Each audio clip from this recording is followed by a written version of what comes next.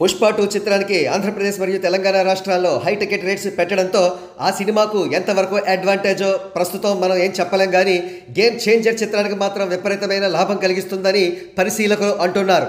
పుష్ప 2 చిత్రానికి action sequences అదిరిపోయాయి. విపరీతంగా ఖర్చు పెట్టారు.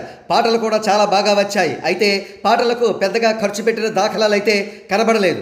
కానీ గేమ్ చేంజర్ అలా కాదు. ఒక ప్రక్క యాక్షన్ సీక్వెన్సెస్కు భారీగా ఖర్చు పెట్టారు. పాటలకైతే ఏ రేంజ్లో ఖర్చు పెట్టారో అంతే లేదు. ఒక్కొక్క పాటతో ఒక్కొక్క చిన్న బడ్జెట్ సినిమా తీయవచ్చు. టికెట్ పై పెట్టిన పెట్టుబడికి సంపూర్ణమైన న్యాయం ప్రతి ఫ్రేమ్లోనూ కూడా చూపించే చిత్రం గేమ్ చేంజర్.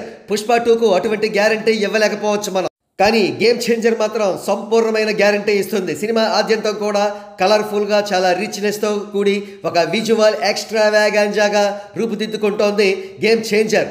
పుష్ప 2కే టికెట్ రేట్స్ అబ్నార్మల్గా హైక్ చేసినప్పుడు గేమ్ చేంజర్కు అదే స్థాయిలో టికెట్ రేట్స్ హైక్ చేయడంలో ఎటువంటి తప్పు ఉండదు. సో గేమ్ చేంజర్ రానున్న సంక్రాంతికి రికార్డుల బద్దలు కొట్టడం పక్కా. ఇకపోతే దిల్ రాజు గారు శ్రీ వెంకటేశ్వర క్రియేషన్స్ పతాకంపై నిర్మించిన ఈ చిత్రానికి లెజెండరీ డైరెక్టర్ శంకర్ దర్శకత్వం వహించారు.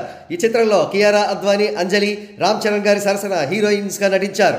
రానున్న సంక్రాంతి కానుకగా రిలీజ్ కానున్న ఈ చిత్రం జనవరి 10, 2025న ప్రపంచవ్యాప్తంగా అత్యధిక కేంద్రాల్లో విడుదల కాబోతోంది.